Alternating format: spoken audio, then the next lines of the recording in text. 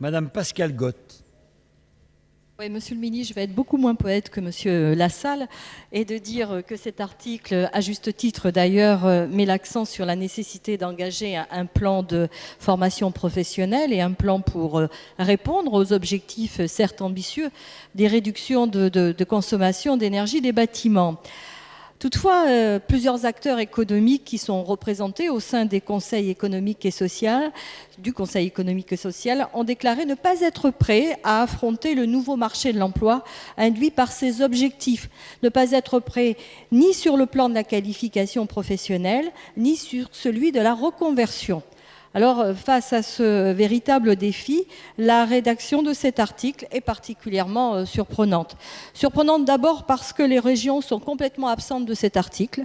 Or, je rappelle la loi du 13 août 2004 qui précise que les conseils régionaux sont responsables de l'élaboration de la politique de formation au niveau régional et de la construction de l'offre de formation. Donc la formation professionnelle est en grande partie une compétence des conseils régionaux et cet oubli est pour le moins paradoxal. Surprenante aussi l'absence de tout axe de priorité sur les types de formation, mais aussi sur l'effort particulier apporté, notamment sur la formation des formateurs, compte tenu des besoins considérables induits par ce Grenelle.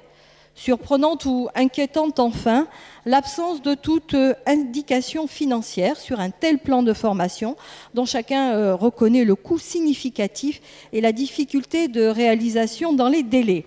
Il aurait été pour le moins nécessaire que la rédaction de cet article lève toutes ces absences ou ambiguïtés et qu'il précise bien sûr les moyens financiers réservés dans le cadre d'un plan pluriannuel concerté avec l'ensemble des intervenants.